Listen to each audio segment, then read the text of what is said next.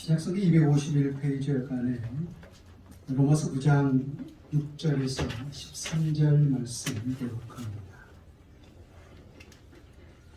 그러나 하나님의 말씀이 폐하여진 것 같지 않도다. 이스라엘에서 난 그들이 다 이스라엘이 아니요 또는 아브라함의 씨가 다 그의 자녀가 아니라 오직 이삭으로부터 난 자라야 내 씨라 불리리라 하셨으니 곧 육신의 자녀가 하나님의 자녀가 아니요 오직 약속의 자녀가 씨로 여기심을 받느니라. 약속의 말씀은 이것이니 명년이 이때 내가 이르리니 사라에게 아들이 있으리라 하시니라. 그뿐 아니라 또한 리브가가 우리 조상 이삭 한 사람으로 말미암아 임신하였는데 그 자식들이 아직 나지도 아니하고 무슨 선이나 악을 행하지 아니한 때에 택하심을 따라 되는 하나님의 뜻이 행위로 말미암지 않고 오직 부르시는 이로 말미암아 서게 하려 하사 리브가에게 이르시되 큰 자가 어린 자를 섬기리라 하셨나니 기록된 바 내가 야곱은 사랑하고 에서는 미워하였다 하신과 같으니라. 아멘. 여러 우리 인간이 살아가고 있는 모든 곳에는 저마다의 법규가 존재하고 있는 것을 보게 됩니다. 법을 만든 이유가 있죠. 그 법을 통해서 우리 인간을 올가매기 위한 목적이 아니라 그 법을 잘 지키는 자에게 평화와 안전을 주기 위해서 법을 만든 것입니다. 그래서 우리가 살고 있는 사회에도 다양한 법이 존재하고 있는 것을 보지 않습니까? 일례로 우리가 교통 법규를 한번 생각해 보십시다. 그래서 우리가 그 신호를 잘 지키고 또 운전을 하거나 또 신호를 잘 지켜서 우리가 건널목을 건널 때는 우리가 안전하고 자유할 수가 있어요. 근데 그 교통법규를 잘 지키지 않고 운전하거나 건널목을 건넌다면은 그것에 대해 지키지 않음을 통하여서 벌을 받게 되거나 또한 많은 위험이 뒤따른다는 사실을 볼 수가 있죠.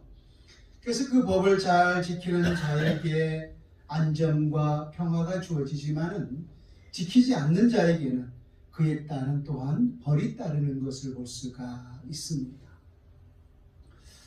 우리 하나님께서 이스라엘 백성들에게 주셨던 법, 우리가 율법이라고 말씀하고 있는데요. 그 법도 역시 마찬가지였습니다.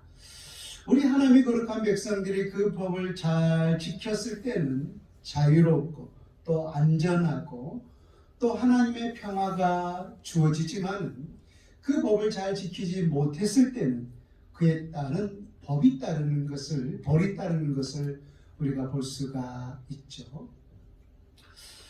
여러분, 우리는 신명기 28장의 말씀을 읽기를 좋아하고 또 그것에 대한 많은 설교의 말씀을 여러분들은 들어보셨을 것입니다. 신명기 28장에는 우리 하나님께서 많은 복의 말씀을 선포하는 것을 보게 되죠.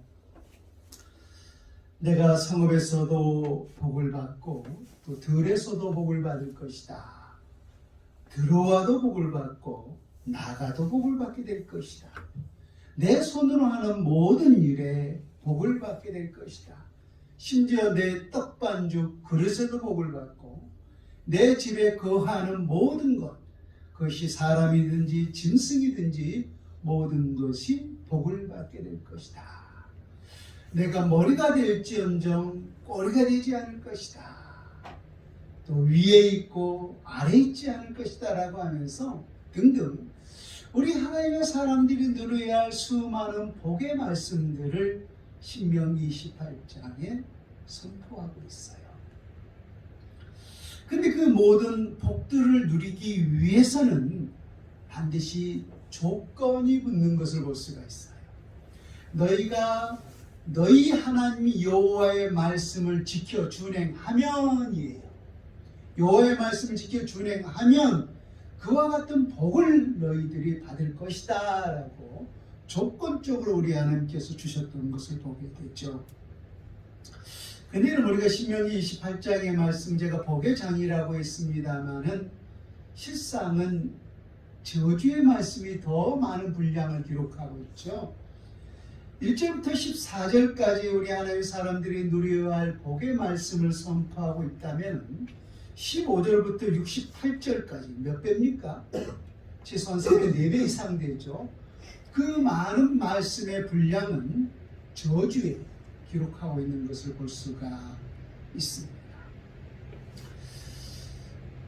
그리고 그 저주 가운데 하나의 말씀만 여러분들에게 말씀을 드린다면, 너희들이 여호와의 말씀을 지켜 준행하지 않는다면 내 하나님 여호와가 너희를 땅 이 끝에서 저 끝까지 만 백성들 가운데 흩어버릴 것이다 라고 하는 저주의 말씀을 이스라엘 백성들에게 선포하셨습니다. 그리고 이제 우리는 그 약속의 말씀을 받고 살았던 그 결과물들을 성경을 통하여서, 또 이스라엘 역사를 통하여서 우리의 손에 들려지고 있습니다. 그렇다면 이스라엘 백성들은 과연 그 약속의 말씀, 하나님께서 주셨던 그 언약의 말씀에 대해서 과연 어떠한 삶을 살았는가? 간략하게 그 결과만을 여러분들에게 말씀을 드린다면 말씀대로 했어요. 그래서 그들이 하나님께서 주셨던 그 약속의 말씀을 잘 지켜 준행했을 때는 그 약속대로 그들이 번영하고 자유롭고 평화로운 가운데서 하나님의 놀라운 만복을 누리면서 살았지만은, 그들의 약속의 말씀을 지켜 준행하지 못했을 때는 하나님께서 또한 그 언약대로 그 약속하신 땅에서 영원히 살지를 못하고, 아까 뭐라 했어요? 땅 이 끝에서 저 끝까지 흩어버릴 것이다 라고 했잖아요. 그래서 그 저주대로 그들이 그 땅에서 쫓겨나는 삶을 살았던 것을 보게 됩니다. 이것이 바로 여러분 구약의 역사였어요. 이스라엘 백성들이 왜 하나님이 약속하신 그 가나안 땅에서 영원히 살지를 못하고 쫓겨나가게 되었습니까? 하나님의 언약의 말씀을 지켜 준행하지 못한 결과였던 것이죠. 그래서 그들은 바벨론 포로로 끌려가서 70년의 고난의 삶을 살았어요. 그 70년이라는 것은 하나님의 약속의 말씀대로 살지 못했던 벌의 대가였던 거죠. 그러나 하나님은 그들을 불쌍히 여기셔서 예레미야 선지자가 예언했던 것처럼 70년의 바벨론 포로 기간이 다 끝나자 다시금 우리 하나님께서 약속하셨던 그 가나안으로 귀환시켜줬던 것을 보게 됐죠. 여러분, 이것이 바로 실은 구약의 모든 역사의 끝이에요. 구약의 역사의 끝. 그래서 이스라엘 백성들이 하나님이 약속하신 그 가나안 땅에서 살다가 그것을 약속의 말씀을 지키지 못하고 바벨론 포로를 끌려갔는데, 또 그 70년의 포로 기간이 끝나서 다시금 귀환하죠. 여기까지가 실상은 구약의 모든 역사예요. 구약의 역사. 그러면서 AD 1세기죠. AD 1세기 당시에 예수 그리스도가 이 땅에 오심을 통하여서 이제 신약이 전개되고 있지 않습니까? 그래서 우리는 우리가 살고 있는 서기 2020년인가요, 올해? 그래서 이 BC와 AD를 나눈 기준점이 뭐예요? 예수 그리스도죠. 그래서 예수 그리스도가 오시기 전을 우리는 before Christ, 예수 그리스도께서 오신 이유를 AD, 아노 도미니라고 해서 이 모든 역사의 기준점이 바로 예수 그리스도라는 사실이에요. 예수 그리스도. 그래서 이 세상이 이 모든 역사를 지배한 것 같지만 실상은 그 너머 속에서는 하나님이 이 세상의 모든 역사까지라도 지배하고 있다는 사실을 그 BC와 AD를 나눈 그 기준점이 증명해주고 있는 것을 볼 수가 있습니다. 근데 제가 여러분들에게 드리고 싶은 말씀은 실상은 지금부터예요. 아까 신명기 28장 64절에 그 저주의 말씀 가운데 하나가 여호와께서 너를 땅 이 끝에서 저 끝까지 만민 중에 흩으시리라 라고 했잖아요. 그 약속의 말씀이 언제 이루어졌냐면은, 자 보세요. 오늘 우리가 읽고 있는 이 로마서의 말씀은 AD 약 57년경 AD 약 57년경 고린도에서 로마에 있는 성도들을 위해서 사도 바울이 로마에 있는 그 교회를 위해서 보낸 편지예요. 편지. 그래서 신약의 대부분이 다 실상은 편지글이에요. 편지글. 그래서 편지를 또 다른 말로 우리는 서신서라고 말하죠. 서신이라는 것은 편지글이에요. 편지글. 그래서 사도 바울이 로마에 있는 그 교회에게 보낸 편지가 실상은 로마서이에요. 근데 이때가 바로 57년경이었단 말이에요. 57년경. 그래서 57년경 이 편지를 쓰면서 사도 바울이 로마서 9장에서 이스라엘을 바라보면서 어떠한 마음을 드러내고 있냐면은 1절을 한번 보세요. 로마서 9장 1절이죠.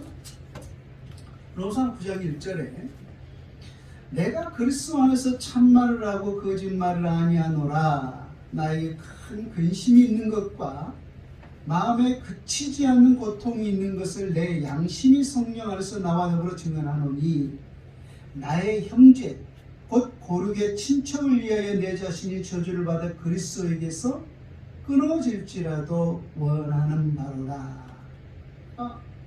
사도 바울의 마음에 근심과 그치지 않는 그 고통의 무게가 무엇과 같았는가 하냐면은 지옥의 그 무게와 같았다라는 거예요. 저주를 받아서 하나님의 사랑에서 끊어진다라는 것은 곧 지옥불에 떨어진다는 것 아닙니까? 그러니까 그 마음의 근심의 고통의 무게가 지옥에 떨어지는 그 무게와 같았다는 거예요. 뭘 생각했어요? 하나님의 복음에서 멀어져 있는 이스라엘 백성을 생각했을 때, 왜 사도 바울이 이 성령의 감동 속에서 내가 지옥불에 떨어져도 좋사오니 하나님 내 백성을 구원하여 주옵소서 이렇게까지 선포하고 있는 이유가 있는 거예요. 이유가. 자, 그 이유가 뭔지 여러분 마가복음 13장을 한번 보세요. 하나님, 내가 이 지옥불에 떨어져도 좋사오니 내 백성을 구원하여 주옵소서라고 그 근심과 고통의 무게를 이렇게 애둘러서 표현했는데 왜 사도 바울이 이렇게까지 표현했을까? 또 성령의 감동에 의해서 그러한 표현을 하고 있다라고 했어요. 그 이유가 직접적인 그 이유를 우리가 지금 찾아보고자 마가복음 13장 1절과 2절 말씀을 찾고 있는데 저는 읽고 여러분들은 눈으로 따라오시기 바랍니다. 예수께서 성전에서 나가실 때에 제자 중 하나가 이르되 선생님이요 보소서 이 돌들이 어떠하며 이 건물들이 어떠하니까. 예수께서 이르시되 내가 이 큰 건물들을 보느냐 돌 하나도 돌 위에 남지 않고 다 무너뜨려지리라 하시니라. 아멘. 여러분 오늘날에도 보면은 참 많은 이 돈을 들여서 또 성도들이 많은 헌신을 통하여서 엄청나게 화려하고 멋진 교회들을 볼 때 멋지다 그런 생각을 우리가 할 때가 있지 않습니까? 오늘 이 예루살렘 성전, 이 예루살렘 예수님 당시 이 예루살렘 성전을 또 다른 말로는 헤롯 성전이라고 불리기도 했어요. 왜 그렇게 불렀냐면은 이 예루살렘 성전은 우리가 바벨론 포로 때 완전히 다 멸망하지 않았습니까? 물론 다시 와서 어느 정도 이렇게 축조를 다시 하긴 했습니다만은 그렇게 온전치를 못했어요. 근데 이 예루살렘 성전, 이 헤롯 성전이라고 있는데 그때 당시에 그 이스라엘 백성들은 로마의 그 통치 속에 있었잖아요. 지배를 받고 주권을 다 잃어버리고. 그래서 이 헤롯이 유대 백성들을 통치하면서 이들의 환심을 사기 위해서 이들이 가장 좋아하는 것이 무엇일까? 이들에게 그것을 해주면은 이들이 우리의 통치를 잘 받아들일 것이 아닌가 라고 하는 생각 속에서 뭘 지어줬냐면 바로 이 헤롯 성전, 이 예루살렘 성전을 지어줬던 거예요. 헤롯이 누구를 위해서? 유대 백성들을 위해서 말입니다. 근데 이 헤롯 성전이 여러분 몇 년 동안에 지어진지 아십니까? 요한복음에 보면은 그 예수님과 유대인들의 대화를 통하여서 그 힌트가 나오고 있죠. 예수님께서 이 성전을 올라 내가 3일 만에 다시 세우리라 라고 했을 때 유대인들이 하는 말이 뭐예요? 아니 이 성전을 46년 동안에 지었는데 내가 3일 만에 짓겠다고? 그래서 우리 주님께서 다시금 짓겠다 했던 성전은 뭐예요? 자기 육체였던 거죠. 자기 육체. 예수님께서 십자가 못 박혀 죽으시고 다시금 3일 만에 부활할 것을 말씀하셨던 거예요. 그래서 이 헤롯 성전이 몇 년에 걸쳐서 지어진 거예요? 46년 동안에 걸쳐서 지어진 거예요. 그러니까 우리도 옛날에 지어졌던 그 돌로 지어진 그런 건물들을 보면은 아무리 오랜 세월이 지나도 그렇게 큰 변화가 없잖아요. 굉장히 웅장하고 아름다워요. 그래서 오늘 예수님의 제자 중에 한 사람이 예수님과 함께 성전에서 나오면서 하는 말이 뭐예요? 예수님, 이 성전의 건물의 돌들 좀 한번 보십시오. 이 건물 좀 한번 보십시오. 얼마나 아름답습니까? 얼마나 화려하고 얼마나 아름답습니까? 라면서 이 외적인 성전 건물을 실상은 자랑하고 있었던 거예요. 근데 그 말 끝에 예수님이 하시는 말씀이 뭐예요? 선생님이여 이 돌들이 어떠하며 이 건물들이 어떠하니까? 라고 했을 때 예수님이 그 제자를 향해서 이렇게 말씀하셨어요. 내가 이 큰 건물들을 보느냐? 돌 하나도 돌 위에 남지 않고 다 무너뜨려지리라 라고 했어요. 헤롯이 이스라엘 백성들을 위해서 지어졌던 무려 46년간에 걸쳐서 있던 그 헤롯 성전이 돌 위에도 돌 하나도 남지 않고 다 무너진다는 것은 그 화려하고 아름답게 지었던 그 돌 성전이 어떻게 된다는 거예요? 다 무너질 수밖에 없다는 것이 바로 예수님의 답변. 그럼 왜 그 성전이 다시금 무너질 수밖에 없었던 거예요? 우리는 과거의 그 역사를 보면은 왜 우리 하나님께서 이 헤롯 성전 또한 다시금 돌 위에 돌 하나도 남지 않고 무너질 수밖에 없는 그 이유를 알게 되는 거죠. 왜 바벨론 포로 때 그 예루살렘 성전이 다 무너지고 말았어요? 하나님의 백성들이 그 언약의 말씀대로 살지 않았기 때문에. 그래서 하나님 그 약속대로 그 성전을 다 해파해버린 거예요. 아니 하나님의 언약이 필요 없는 성전이 무슨 소용이 있어요? 필요 없는 거잖아요. 아니 사람이 살지 않는 집이 있다면은 그 집이 무슨 소용이 있어요? 무너버리는 거예요. 그래서 하나님의 약속이 이루어지지 않는 성전이 무슨 소용이 있어요? 하나님 그냥 그걸 버려버렸던 거예요. 필요가 없으니까요. 근데 하나님의 그 예수님의 그 언약대로 그 예루살렘 성전, 그 화려했던 헤롯 성전이 돌 하나도 돌 위에 남지 않고 다 무너져 버리고 말았어요. 실제 역사 속에서. 그때가 바로 AD 70년이었죠. 이 로마가 이스라엘 백성들이 이 토들을 쌓고 주위에 이렇게 공격해 오면서 그 예루살렘 성전을 돌 위에 돌 하나 남지 않고 다 무너버리지 않았어요. 그래서 로마의 디도 장군에 의해서 역사적으로 그 헤롯 성전, 예루살렘 성전은 예수님의 예언처럼 돌 위에 돌 하나도 남지 않고 다 무너지고 말았고, 그때가 언제라고 했어요? 역사적으로 AD 70년이라고 했죠. AD 70년. 그런데 아까 사도 바울이 내 마음의 근심과 고통의 그 무게가 이스라엘 백성들이 생각했을 때 지옥불에 떨어진 것 같은 그 무게와 같다라고 했어요. 근데 그러한 고통의 마음을 표현한 연도가 아까 얼마라고 했어요? AD 57년이라고 했죠. 자, 그러면 70에서 57을 빼면 몇 년이에요? 13년이죠. 13년. 그러니까 사도 바울이 오늘 로마에 있는 교회들에게, 또 이 편지를 받는 모든 수신자들에게 무엇을 성령을 통하여서 그가 감동을 받았기에 내가 지옥불에 떨어져도 좋사오니 내 동족을, 내 형제를 구원하여 주옵소서라고 했게 된다는 거예요. 지금 무엇이 다가왔다는 거예요? 그 앞에 실상 민족의 멸망이 눈앞에 다가왔던 거예요. 민족의 멸망이 코앞에 다가왔던 거예요.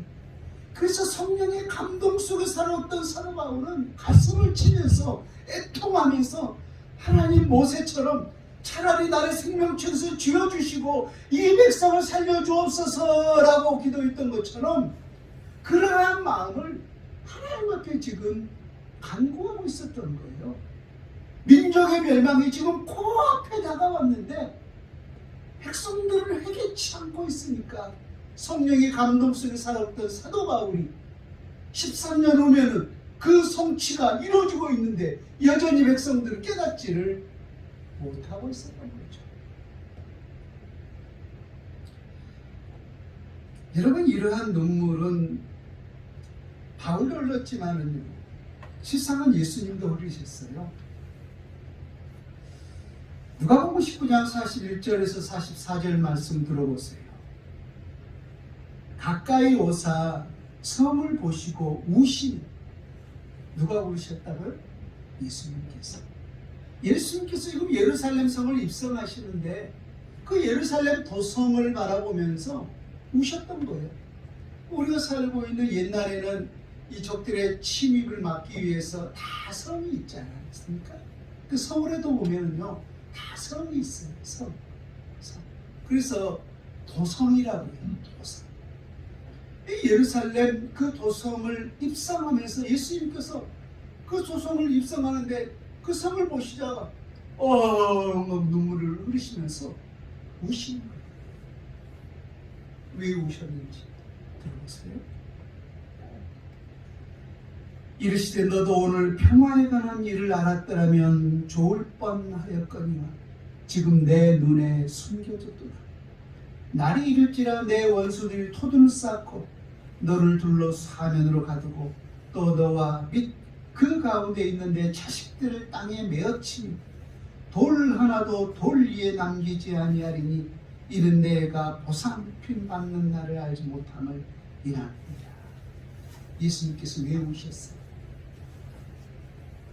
지금 예루살렘 도성이 아무 일도 일어나지 않는 평화로운 도성처럼 보였지만은 우리 예수님의 눈에는 그 예루살렘 도성이 죄악으로 인하여서 멸망의 나날이 다가왔음을 직감하셨던 거예요.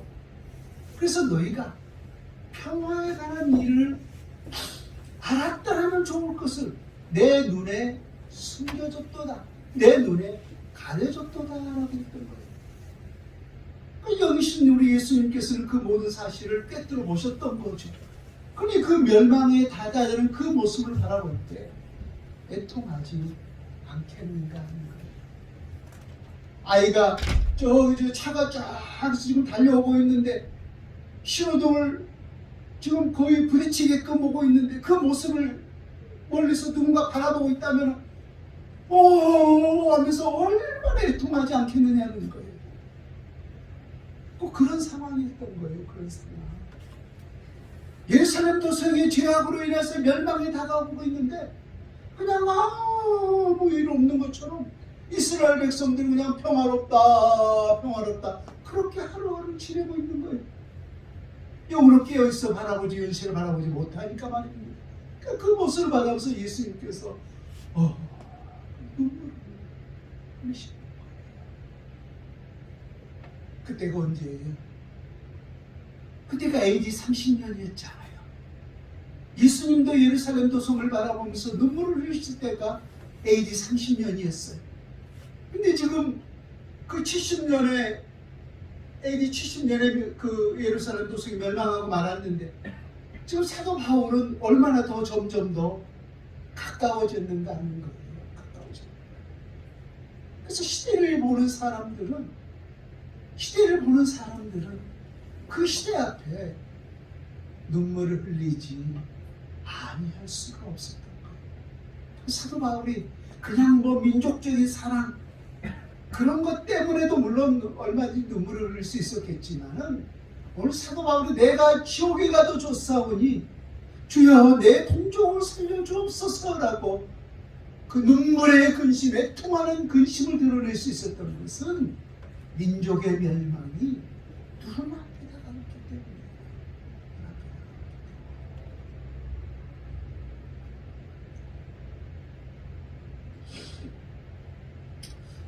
여러분 지난주에 말씀을 드렸습니다만 이스라엘이라고 하는 민족 그들은 얼마나 하나님으로부터 많은 은혜와 특권을 누린 백성이었습니다.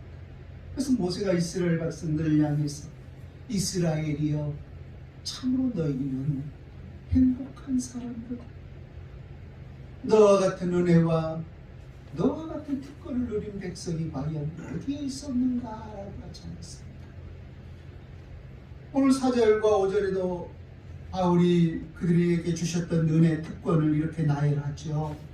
그들에게는 양자됨과 영광과 언약들과 율법을 세우신 것과 예배와 약속들이 있고 조상들도 그들의 것이요 육신으로 하면 그들에게서 나셨으니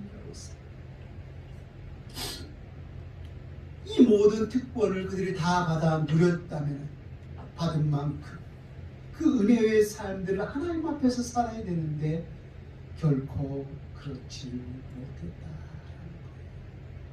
예수 그리스도를 십자가에 못 박아 죽인 장모님도 유대인들이었고 바울을 비롯한 모든 사도들이 그리스도의 복음을 증거했을 때 가장 많은 핍박과 가장 많은 매질을 한 당사자들도 역시 유대인들이었다.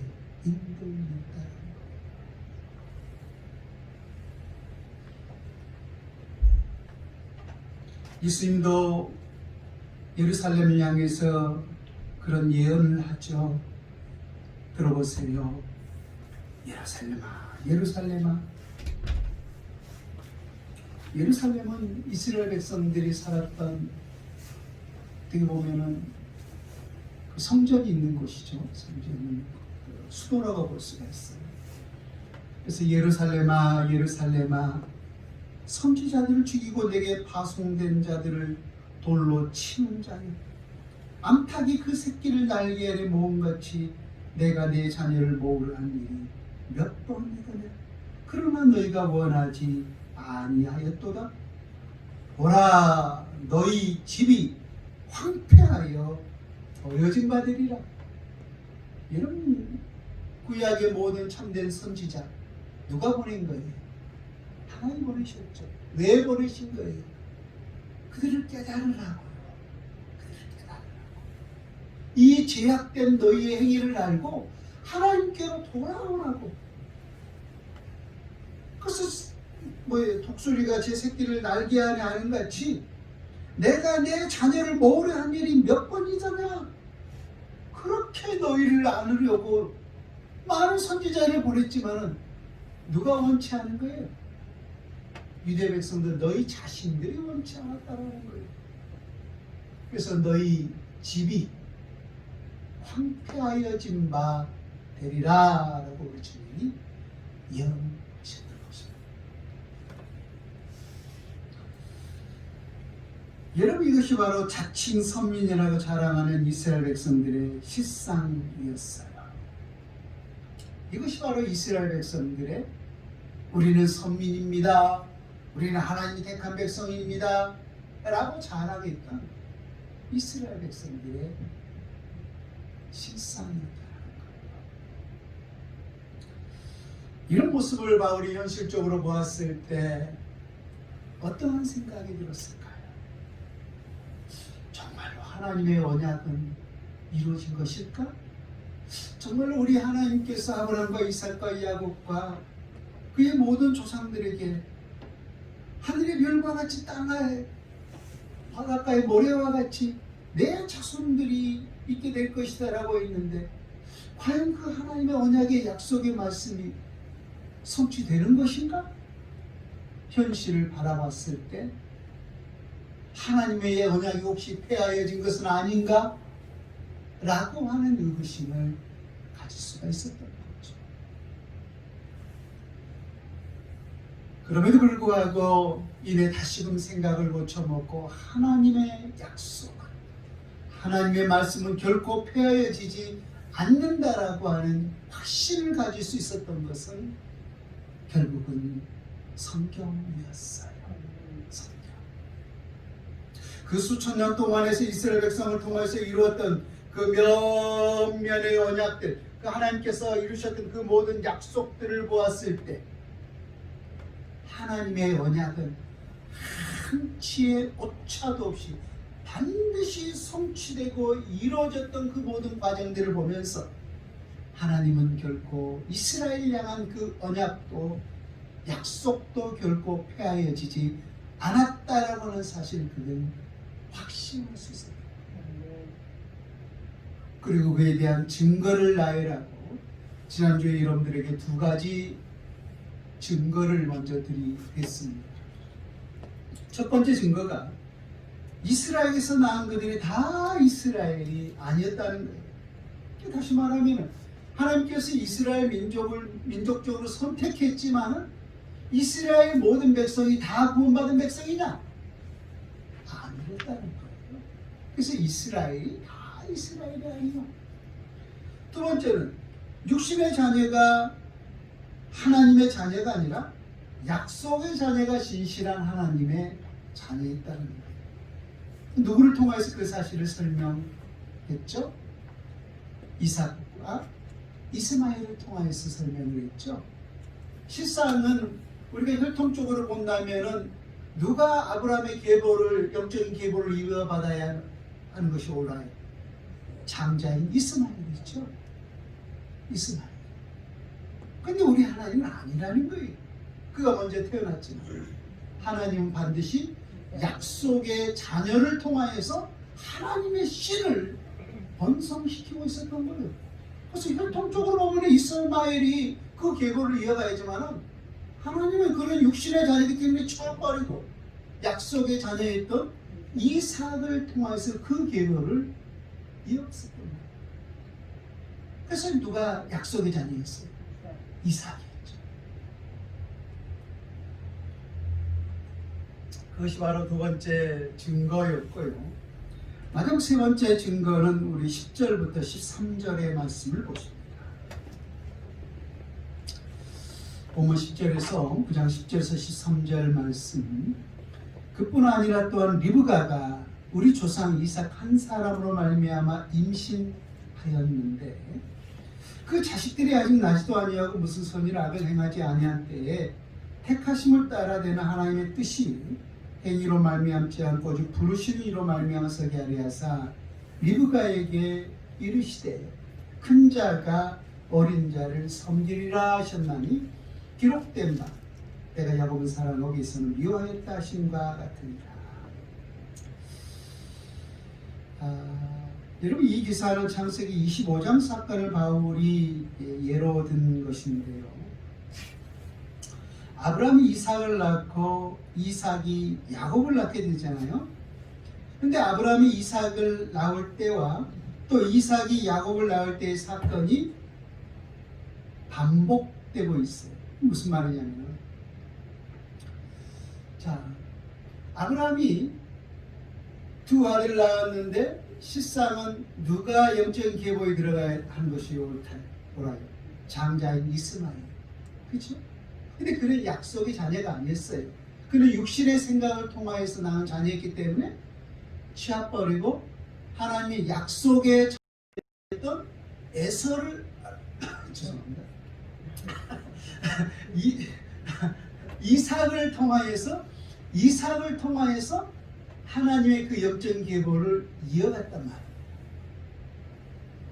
근데 이삭도 그와 같은 사건이 똑같이 반복되고 있어요. 그러니까 이삭의 아내가 누구예요 지금? 리브가죠. 리브가가 아이를 낳게 되었어요. 임신을 했는데 쌍둥이를 임신한 거예요. 쌍둥이를. 그 쌍둥이 이름이 누구예요? 에서와 야곱이죠.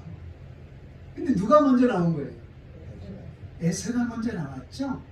에서가. 야곱. 그래서 에서는 먼저 난 자고 성경에 야곱은 나중에 난 자라고 기록하고 있어요. 창세기 25장에. 그럼 누가 형이에요? 누가 장자예요? 에서가 장자죠. 에서가 장자.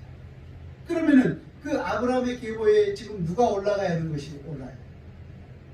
에서가 올라가야 하는 것이 옳죠. 근데 우리가 알고 있듯이 그 마태복음에 그 예수 그리스도의 나시까지 그 계보를 보면은 아브라함은 이삭을 낳고 이삭은 야곱을 낳고 그렇죠. 그래서 에서를 쳐버리고 하나님은 야곱을 그 자리에 앉히게 됐다는 거예요. 야곱.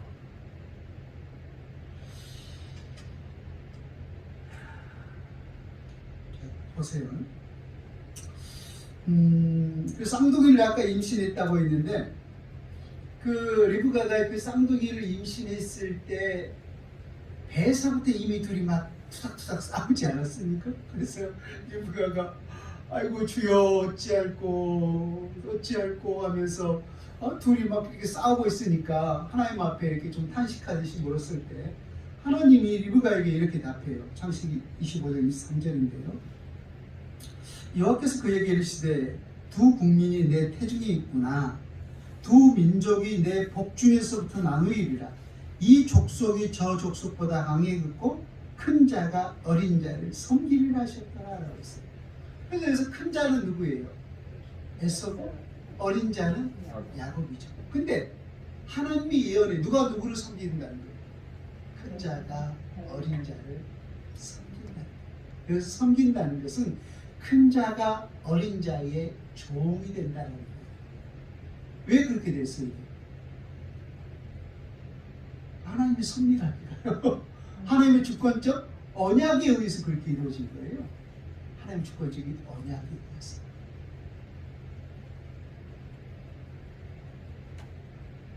그래서 실상은 장자권은 에서에게 있었지만 그 장자권도 누구에게 넘어가요? 결국 야곱에게 넘어가죠. 야, 쟤는 사기꾼 야곱 같으니라고 하지만은 실상은 그 모든 섭리 속에 하나님의 계획이 그 안에 있었던 거죠. 그것은 우리 눈에 보여진 하나의 과정일 뿐이고 하나님이 그렇게 예언한 거예요. 그래서 그 예언대로 성취된 것 뿐이고.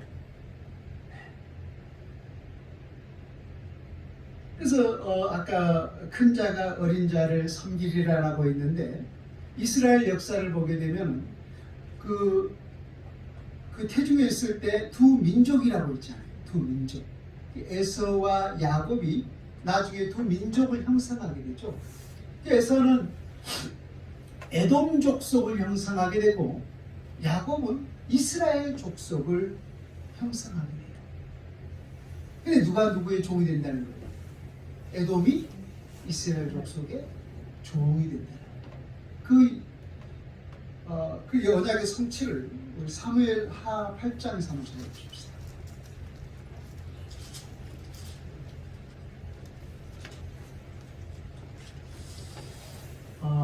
구약성경 475페이지 여간에 있습니다. 제 성경으로 475페이지 여간에 사무엘하 8장 14절만 볼게요. 사무엘하 8장 14절에 보면 다윗이 에돔에 수비대를 두되 온 에돔에 수비대를 두니 에돔 사람이 다 다윗의 종이 되니라. 다윗이 어디로 가든지 여호와께서 이기게 하셨더라. 에돔 사람이 다 누구의 종이 되는 거예요? 다윗의 종이 되었다라고 했죠. 그래서 그 족보를 보게 되면은 이 에서의 조상은 누구였어요? 에돔이었죠. 아니, 에돔의 조상은 에서였잖아요. 에서. 그래서 그 에돔 족속이 다윗의 종이 되는 거예요. 그러니까 다윗의 그 족보로 올라가면 지금 누구에 이르러요? 결국은 야곱이 이르게 되는 거죠. 그러니까 그 언약의 말씀의 성취가 이르게 되었던 거예요. 그러나 여러분 이 과정을 보게 되면은 실상은 더 많은 고통을 누구에게 당하고 있냐면 이 전까지는 에돔 족속의 이스라엘 족속을 굉장히 많이 괴롭히는 사건이 많이 나오고 있어요. 현실적으로. 근데 종국에는 마지막에 결국에는 역전돼요. 왜? 하나님의 언약은 하나님의 약속을 반드시 성취되기 때문에. 왜 이 말씀을 하고 있는 거죠, 우리가?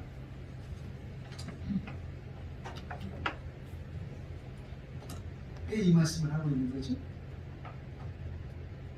이 모든 사실들을 보았을 때 하나님의 언약은 반드시 성취되고 있다는 거예요.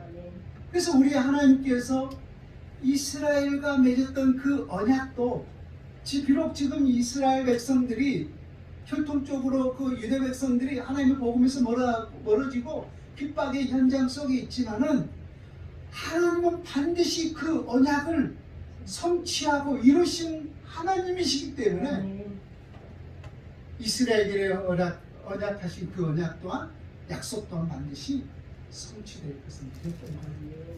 그래서 하나님의 언약이 현실적으로 보면 폐하여진 것 같지만은 결단코 폐하여지지 않고 반드시 이루어진다라고 하는 사실을 성경의 그 역사를 통해서 사도 바울이 우리에게 증거로 제시해 주었습니다.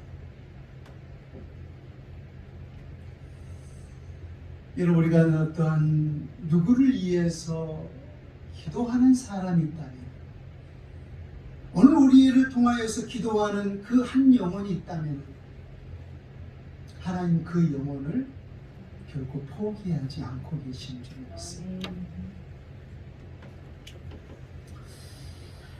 여러분 제가 암 수술을 받고 그 중환자실에 누워 있는데 옆에 우연히 문구가 또 얼마나 고통스러웠던지 성경에 죽는 것이 사는 것보다 더 낫다라고 하는 그 의미가 실제적으로 떠올랐어요. 얼마나 고통스러웠던지. 근데 문구가 그 병실에 문구가 하나 써 있는데 뭐라고 써 있냐면 당신이 포기하지 않는다면은 저희들도 포기하지 않겠습니다 라는 글이 써 있어요. 그래서 여기서 저희들이라는 것은 의사 선생님과 간호사 선생님들이겠죠. 그래서 많은 환자들이 너무나 고통스러우면은 자기 스스로 그냥 막 포기해버리는 경향들이 있잖아요. 그래서 실상은 사람들이 병도 이길 수 있는 것은 마음이라고 하잖아요. 그래서 그러한 의지들을 북돋우기 위해서 그 글을 쓰는 거예요. 당신이 포기하지 않으면 우리도 포기하지 않겠습니다. 참 그렇게 수고와 또 그렇게 헌신을 통하여서 포기하지 않고 살리겠다라고 하는 그런 모습을 보았을 때 참 그 글귀가 아픔을 안고 있는 제 자신에게 많은 감동이 되었던 그 기억이 있습니다. 여러분 우리가 영혼을 위해서 포기하지 않는다면 하나님도 그 영혼을 결코 포기하지 않을 줄 믿습니다. 그 이름을 위해서 오늘 또 우리가 기도하고 있다는 것은 하나님께서 섭리를 통하여서 그 이름을 부르고 계시는 줄 믿습니다. 여러분 천하보다 귀한 것이 한 영혼이라는 것을 주셨습니다.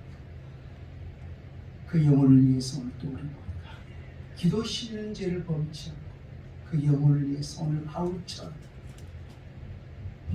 애통하는 그 심정을 우리가 기도할 수 있다면 반드시 머지않아 우리 하나님 그 영혼을 이곳에 우리 모두 함께 예배 자리로 불러주실 줄 믿습니다. 그날까지 우리 모두가 믿음으로 전진해 갈 수 있기를 주 예수님의 이름으로 축원을 드립니다.